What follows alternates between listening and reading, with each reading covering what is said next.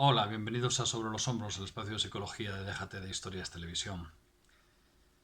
En estos días terribles estamos conociendo cifras tremendas de fallecimientos, pero detrás de cada una de esos miles de cifras hay una persona, y detrás de cada persona hay familiares, compañeros, amigos, vecinos, y todos ellos reciben el golpe de una pérdida. En las circunstancias habituales, estas pérdidas implican un duelo, que aproximadamente en un 15% de los casos son lo que los manuales diagnósticos llaman duelos patológicos. Pero estas circunstancias son absolutamente distintas, y al miedo, la indefensión y la soledad que todos estamos viviendo se unen los casos más dramáticos en la pérdida de un ser querido. Esa pérdida en circunstancias normales suele hacerse en compañía, y esa compañía permite la ventilación emocional de las que tantas veces hemos hablado y la elaboración del duelo. En estas condiciones nada de eso es posible, y el tanto por ciento de duelos más resueltos se va a disparar con seguridad. Entre los familiares, por supuesto, pero también hay un duelo social, que en mi opinión tampoco estamos haciendo adecuadamente. El luto oficial, las banderas a media asta, el pésame del jefe de Estado y otros símbolos son de ayuda en estos momentos, pero en lo social como en lo individual no estamos haciendo las cosas de la mejor forma, y lo veremos en próximos meses. Y es que habitualmente el grupo, la familia, son el dique de contención para el primer golpe. Por eso nos reunimos en un velatorio, celebramos funerales o damos pésames. Son costumbres sociales cuya utilidad desdeñamos en muchos casos, pero que tienen un gran peso simbólico y un gran peso reparador. El grupo es contenedor de la ansiedad individual que parece en estos momentos, que aparece al asomarnos al abismo de la muerte. Yo siempre he dicho para explicarme que la ansiedad es parecida a la energía, que ni se crea ni se destruye, solo se transforma. La ansiedad, como la energía, se transmite, y esa es la única forma de liberarnos de ella. Hace un par de años leí al doctor Rojas Marcos decir con sorna y con mucha razón que las mujeres españolas son las que más viven del mundo y las que más hablan del mundo, y que ambas cosas tenían relación. A eso me refiero. La ansiedad se comparte en una especie de pirámide de distribución que hace que al compartirla aligere su peso sobre nosotros.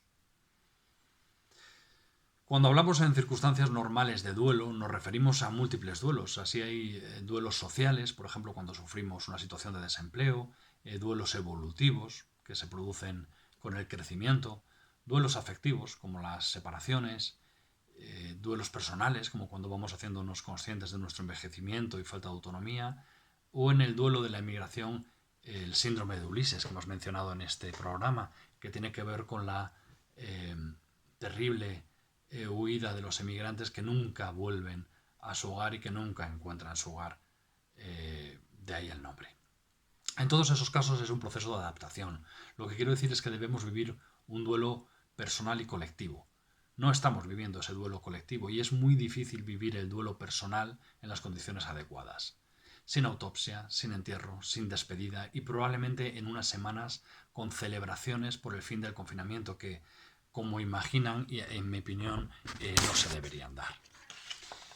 Y es que la muerte sin creencias ni mitos se convierte en datos, en números despojados absolutamente de su humanidad.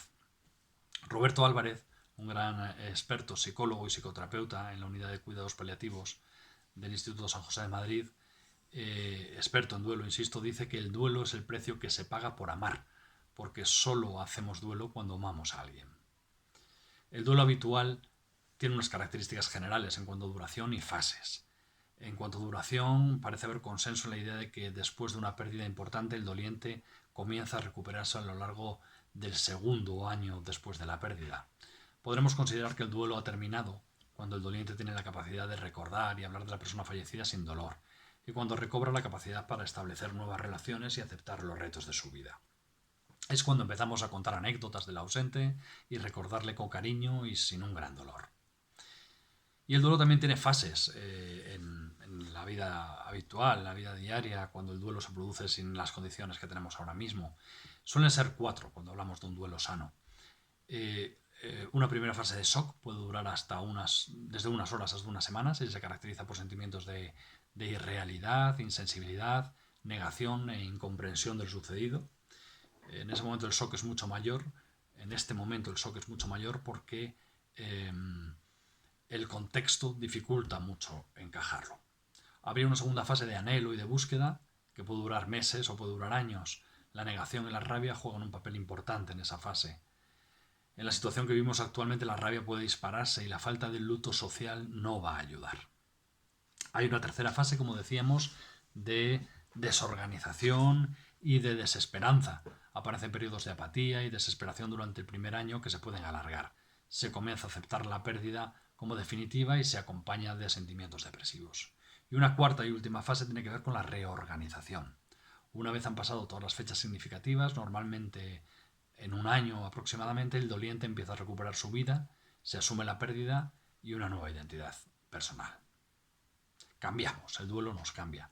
El manual diagnóstico, el DSM-5, incluye el duelo patológico dentro de los trastornos relacionados con trauma y estresores y señala con factores de riesgo la muerte inesperada, estresores sociales concurrentes, la muerte estigmatizada, la sintomatología no controlada. Como ven, en esta situación que vivimos ahora mismo se cumplen todos los factores de riesgo. Los manuales diagnósticos también recogen cuál debe ser la intervención recomendada.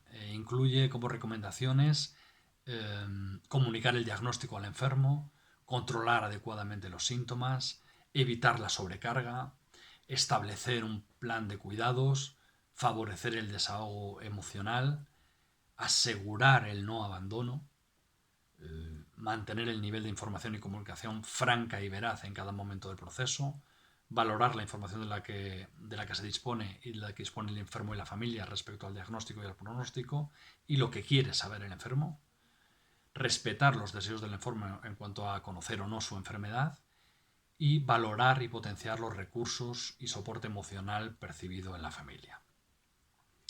Después del fallecimiento también hay una intervención específica recomendada.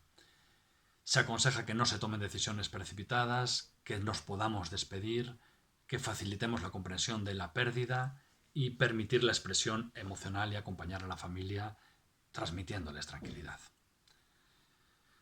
Como pueden ver, en esta situación crítica no cumplimos con ninguna de las recomendaciones, por lo que estamos involuntariamente garantizando un tanto por ciento elevadísimo de duelos patológicos. Esta es la situación y tenemos que intentar que la terrible situación que estamos viviendo no se cronifique y deje decenas de miles de afectados.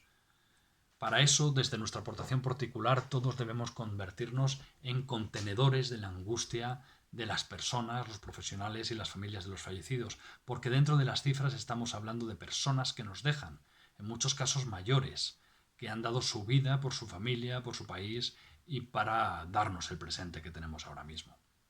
También de sanitarios, policías, transportistas, limpiadores y tantos otros profesionales que van a pagar un precio muy caro por su actuación durante estas semanas.